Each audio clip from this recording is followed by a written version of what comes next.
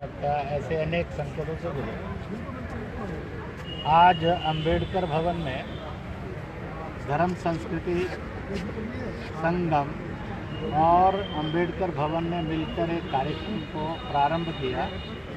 सामान्य पेड़ नहीं, पीपल का ही पेड़ नहीं, बौद्धि सत्व वृक्ष उगाओ, क्योंकि ये एक ऐसा पेड़ है जिसके पास ज्ञान है, जिसकी छाँव में तथागत बुद्ध को भी ज्ञान प्राप्त हुआ। ये एक ऐसा पेड़ है जिसके पास सदा प्राण वायु का भंडार है, ऑक्सीजन का भंडार है। इसलिए हमें यह क्षय से यानी बीमारी से और मृत्यु से मुक्त है। इसी प्रकार से ज्ञान यह भी भय से और मृत्यु से और रोग से मुक्त होती है। इसलिए यह पीपल सब धर्मों में मान्य है।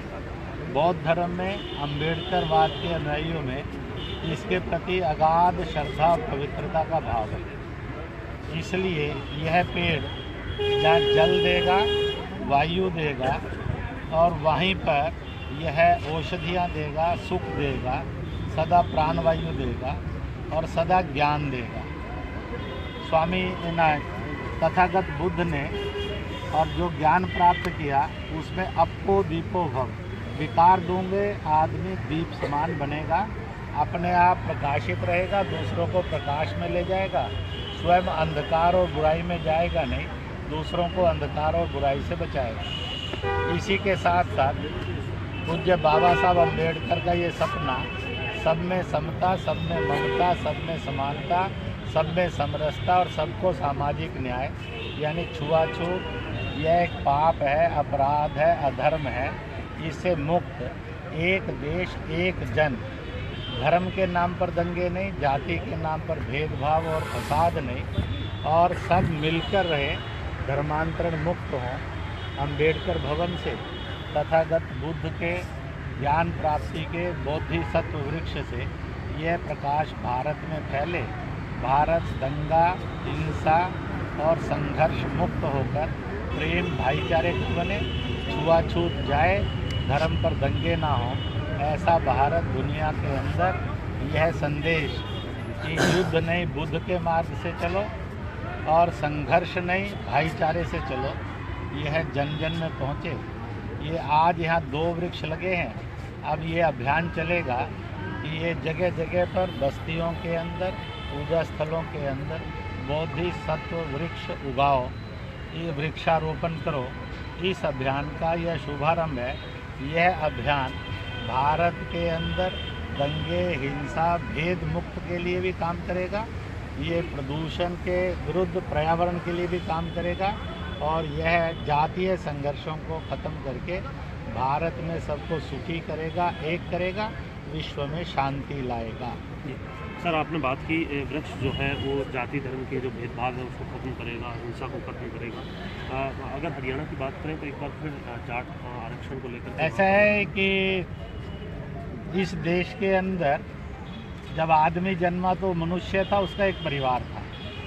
उसके बाद हर आदमी के पास एक जाति है, एक धर्म है, एक भाषा है, एक व्यवसाय, तो निकलकर एक होंगे।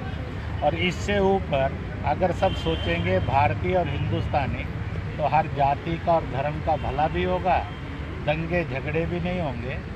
वहाँ जो जाति की बात करते हैं वो हरियाणा को और हिंदुस्तान को बांटने का काम करते हैं। जो सबको लेकर सबके मेल की बात करते हैं वो सब में प्यार और भाईचारा बढ़ाते हैं। सर, आरक्षण को लेकर कश्मीर घाटी के अंदर लोगों ने बहुत ताकत लगाकर हिंसा का रास्ता लिया। मिला क्या? कश्मीर, कश्मीरी और कश्मीरियत तीनों बर्बाद हुए। हिंसा कभी भी विकास नहीं देती, बर्बादी देती है। जिंदगी नहीं देती, मौत देती है। शिक्षा नहीं देती, अनपढ़ता बढ़ाती है। वो शांति, सुकून और भाईचारा नहीं देती, भय पैदा करती है। इसलिए हिंसा के मार्ग पर चलने वाले सब लोगों को कहूँगा कि वह अपनी जाति का, अपने प्रांत का बर्बादी नहीं करें, बल्कि नेक रास्ते पर आएँ। दुनिया में जिन्होंने हिंसा का मार्ग लिया वो सब आज तक और पिछड़े हैं, बर्बाद हुए हैं, उन्होंने कुछ मिला नहीं, उनको बर्बादी मिली, उन्होंने बर्बादी दी है। आज एक आरक्षण है अनुसूचित जनजातीय समाज का। ये आरक्षण इसलिए दिया गया था कि वो उनके साथ जो शोषण हुआ है, अत्याचार हुए हैं, उनसे वो उभर सके। और इसलिए अगर एक सेठ का लड़का 50 लाख के चेक से एडमिशन लेता है, एक ताकतवर आदमी का बेटा नंबर कम होने पर भी अपने पिता की दोस्त की अप्रोच से और 5 लाख से एडमिशन लेता है, तो फिर एक अनुसूचित समाज का आदमी अगर आरक्षण से एडमिशन ले लेता है तो उसमें गलत क्या है। और इसलिए देश के अंदर आंदोलन, ये आरक्षण जो अनुसूचित जाति और जनजाति का है, इसको ख़त्म करो के नहीं चलना चाहिए, बल्कि देश में आंदोलन चलना चाहिए। जिन्होंने अपने आप को ऊंची जाति का माना, वो प्रायश्चित आंदोलन प्रारंभ करें कि आगे किसी को अछूत नहीं मानेंगे, किसी से और धिक्कारेंगे नहीं, सब में उसी ईश्वर के दर्शन और उसी जन के दर्शन करेंगे। ये आवश्यक। लोग आज जातियों के नाम पर आरक्षण मांग रहे हैं। मेरा उनसे इतना ही कहना है, एक बार समग्रता में जातीय आरक्षण पर सबने सोचना चाहिए। तो जाट भी मांग रहा है, गुज्जर भी मांग रहा है, बकरवाल भी मांग रहा है, कहीं ब्राह्मण भी मांग रहा है, कहीं कहीं तो बनिए भी मांगते हुए नजर आते हैं, कहीं क्षत्रिय मांग रहे हैं।